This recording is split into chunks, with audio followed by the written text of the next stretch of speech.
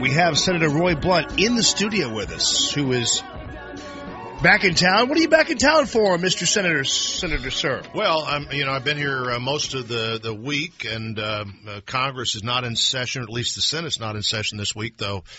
Based on what we get done with the current majority, I don't know how you could tell if we were in session or not. Yeah. But I've been in a lot of counties in the state, and I'm here this morning with several different meetings involving what we're trying to do to protect people's First Amendment rights. And I've been talking a lot about energy, by the way, all over the state in the last 10 days. Well, now, I realize that Time Magazine has stated that higher gas prices, in fact, result in fewer deaths from pollution. And so I don't know why everybody's so lathered up about the high gas prices. But those of us who actually think and actually fill our gas tanks up are indeed concerned about the high prices. And this is kind of one of the things you actually been ahead of the game on, the whole energy policy. And this is something the government can, in fact, affect. Well, it absolutely can. And, one of the things the government can do that would make a big difference on gas prices is just to announce policies that would show that we're going to go after the fossil fuels that we have. We're going to use them to the benefit of the American family and the American economy. And even though some of these things wouldn't immediately produce actual oil and gasoline, it affects the world market. If we say things like, we're going to use the 800,000 barrels of oil that Canada would like to send us every day through the Keystone Pipeline, or we're going to go after the oil in oil shale and the gas in gas shale, where we now, 20 years ago, we thought we were about to run out of natural gas. Now everybody believes that the United States has more natural gas than anybody in the world. More American energy is the first bullet point under what do you do to create more private sector jobs. And this foolishness that somehow we benefit from high gas prices, this not only does it have immediate pump impact, but it also has impact on consumer confidence. It has impact on our economy. It has impact on whether people decide to take that chance to create an opportunity for somebody else or not. And when you go to the gas pump and you're watching the number run $40, $50, $60, $70, most families are just deciding as they're watching that means that something else we would have done this week we're not going to be able to do. Not to mention the effect ultimately on the consumer goods and the food and that kind of thing. Right. And I guess when it comes to why nothing is being done about this right now in Washington, from the Obama administration's perspective at least, do you think there's a purposeful method to this madness that, in fact, instead of trying to have a sound energy policy, that the energy policy really is to choke us off, make us miserable, and make us want to drive electric cars and run our automobiles on spin eventually? Well, that's what you'd have to believe if you believe what they say. Yeah. If you listen to what they say, that's what you'd have to believe. Remember, the president's energy policies explained at the San Francisco Chronicle a few weeks before the election on videotape that nobody saw until after the election, right, where he says, under my energy policies, energy costs will necessarily skyrocket. Right. And then the person he appointed, Secretary of Energy, in December of 2008 said, the problem with our energy is that our gasoline doesn't cost as much as it does in Europe, which is about $10 a gallon. So, if their goal was to double gasoline cost, they've done that now. It was $1.81 when the president took office. It's now more than twice that all over the country average. In Missouri last week, at least according to the Kansas City Star, the average was $3.41. And when you look back at 2008, when gasoline got over $4, there is another line. Consumer confidence drops as gasoline is rising because people begin to think, we're not going to be able to afford to do what we'd like to do, so we've got to begin to do less. I thought maybe that Time Magazine thought there were fewer deaths because everybody had to stay home. That's what I know, me too. It was an air quality thing. I thought just because people couldn't afford to leave their cellar or wherever Time Magazine thought they should be. You should hear that. I mean, just the way the media has been spinning this thing, it's unbelievable. President Obama is so lucky to have this kind of interference run for him by the media on this. When we come back, if you don't mind hanging around, because we want to talk about the right of conscience and the Defense Authorization Act that some people are crabbing about. But the right of conscience thing we really want to talk about because this is going to become ultimately an issue in the 2012 election. We're with Senator Roy Blunt, who's in the studio in St. Louis here. It's Common Sense Radio. Senator Roy Blunt just graced me with this chart here from the Bloomberg folks, the Bloomberg Consumer Comfort Index. And if you don't believe gas prices have an effect on just the overall economy, Senator Blunt says this thing shows as gas prices go up, consumer confidence goes down, and at that point, everything starts to get affected, and you're in big trouble. Well, that's right. And we're at the point now where a lot of families, you pull up to the gas pump and you look in your wallet and you got $10, and it's not that you go back to the gas station in a day and a half. It's just you don't have any real option. And it's $10 you might have used for something else. It has a big impact on the economy. It raises prices. It slows down confidence. And what we ought to do, again, is announce that our policy is to produce more American energy. 15 years ago, I wouldn't have said this. But we have so much more energy in a traditional way than we thought we had. And I'm still for all the alternatives as well if they make financial sense. But I really think between the United States and Canada, North American energy, we could be energy secure in a decade or a decade and a half if we wanted to be. And, as I've said to you before, it's not crazy to buy stuff from people who don't like you, but it's crazy to have to buy stuff from people who don't like you, and we've got ourselves in that situation. And it's almost as senseless to buy things from other economies if you could produce them competitively in your own economy, and we could if the EPA and the President and others and the Secretary of Energy and the Secretary of Interior would say, we're going to do things that grow our economy. We're going to look at our natural resources, and the first two words we think of aren't going to be environmental hazard. They're going to be economic opportunity, because that's the way every other country in the world looks at its natural resources. And this is an example of that. Canada, if we don't buy their tar sands, they're going to sell them to Asia, which is exactly what they should do. The other alternative, I guess, would be say, well, the most logical thing's not going to happen, so we'll just save all these resources for the 100 years or so, and maybe they'll use them then. Nobody thinks that except us. And we haven't thought that in the past, or we wouldn't be nearly the country and nearly the economy we are today. We need to use these resources to benefit Americans' economy and American families, and we can do it. And from the utility bill to the gas pump, there's no reason to have a policy that says our energy prices will necessarily skyrocket so that people don't use energy. That's not the solution. Now, when you pointed out that it's not good policy to actually have to buy something from people who don't like you, that's interesting because it has national security implications. Because I'll tell you what, the reality is, regardless of what we say about alternative energy and everything else, until we figure out a way to run our economy and, for instance, our cars, our airplanes, everything else on, Diet Mountain Dew or whatever it is, we're still going to need oil. We're still going to need gasoline. And wait until we are so unproductive that we actually have to rely on China for our oil.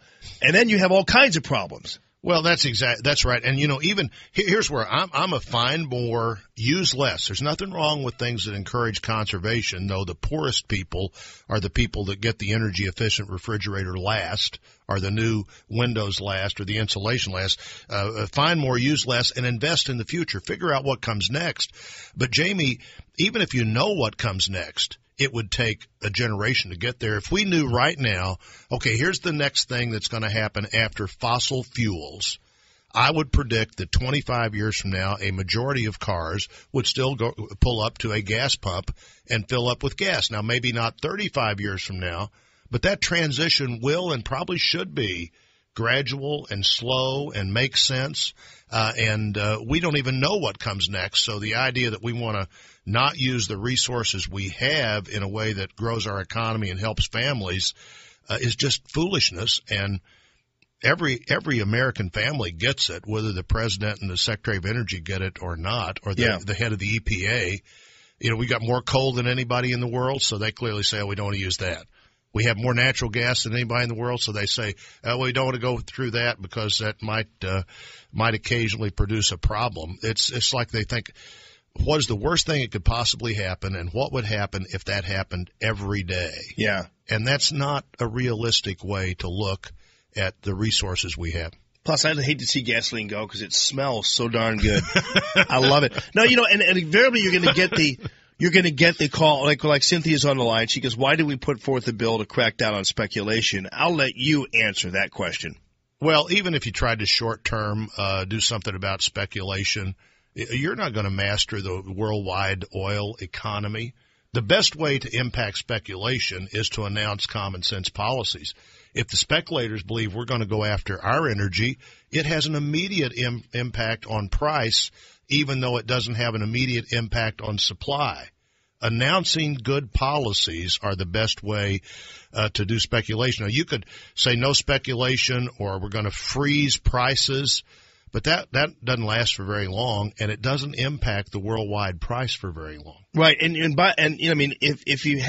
if you start to produce more, you're reducing that tension on the supply, and that's the best way to reduce speculation is by reducing the tension on the supply. But also, you wouldn't want to though get involved once you start getting involved in regulating speculation. You're starting to get involved in regulating market behaviors, and you just can't do it. It might work for 3 months. It wouldn't work for 3 years for sure.